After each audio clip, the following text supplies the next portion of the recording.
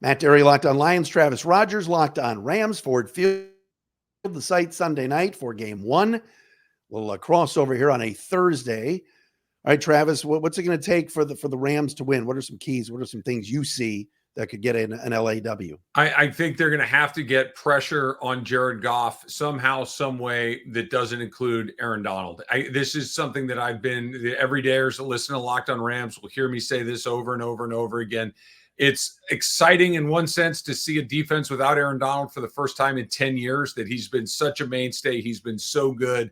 But it's also terrifying to know that you're going into a new season without, never mind the best defensive player in the history of your team, maybe the greatest player in the history of your team. So, and the leadership that he brought, I think it's really interesting to see what it might look like with his absence, and not just from does he get to the quarterback? Does he fill his gap? It's a lot more than just that. I think that's one part of it. The other part, and this is super basic, but I believe that it's true. It's, something that the play-by-play voice of the Rams, JB Long, always says. It's that CQI. It's the coach quarterback injury. And they have the coach. We know that Sean McVay knows what he's doing. We know that Matthew Stafford knows what he's doing. The question is, does the injuries that the Rams have had, especially on the offensive line, put pressure on Matthew Stafford, allow him not to make good decisions, allow him have to make quick decisions? Can they not run the ball? Can they not keep it Detroit honest as far as defending both the run and the pass? I think those are the two big things for me. And then, of course, we talked about it briefly a second ago. Can they kick field goals? And I'm not talking, can you kick 55-yard field goals? I'm talking, can you kick 42-yard field goals? Can you feel good about kicking something less than 45 yards and feel like you have 3 points in your back pocket? I think it changes the way Sean McVay calls plays. I think it changes the way the end of the game gets managed potentially, and whether or not they feel good with him. I think we're going to get a pretty good look at it early. I think those are the three keys for me.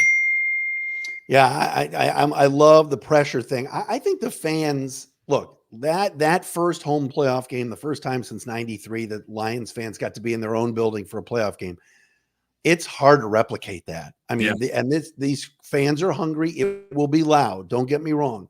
But that stadium and that vitriol for Stafford and just everything that went into last year was unbelievable. And I don't know if the Lion fans can do that. Now, they're going to be loud.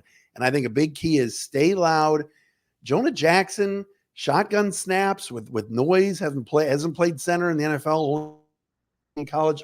I think that can be a big advantage to the Lions. A couple of low snaps can throw everything off. So I think crowd is going to be a factor that will help the Lions. Like you said, attacking and getting pressure on Goff.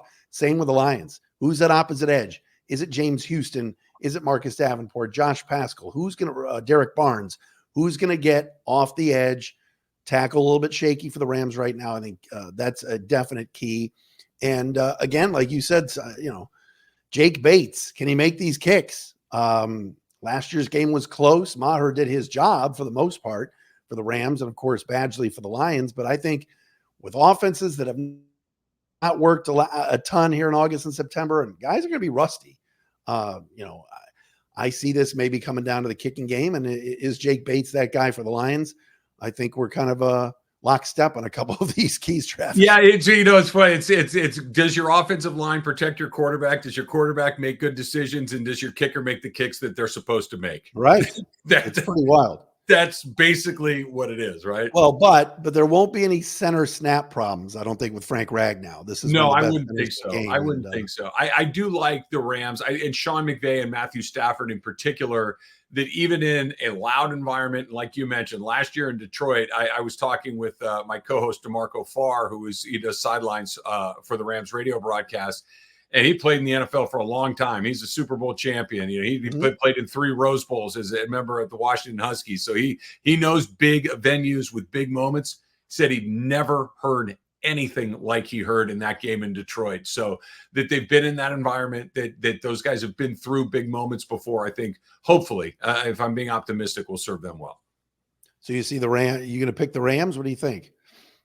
My heart picks the Rams. My head tells me on the road against a very good team, and the Rams are breaking in a lot of new players on defense. They've got a makeshift offensive line. My brain is telling me that I think that the Lions have a pretty distinct advantage in this particular game.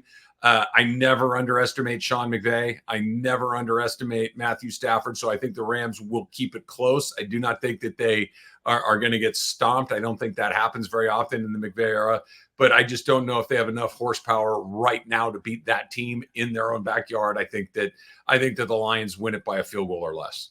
Yeah, FanDuel has it at 3.5 right now for the Lions. Last year's game finished 24-23. I see it 23-21. I see the Rams Yeah. sticking around. Like you said, Stafford making plays in that building, a building that he was beloved in for years, 10 plus years. And I do think the Lions will win, but I do, like I said before, I see some stretches where there's just rust offensively and trying to get this thing going. But, keep an eye too on Jahmyr Gibbs and David Montgomery. I think those guys are really good. And if they can run the football, keep Stafford and that McVay offense off the field, I like the Lions as well.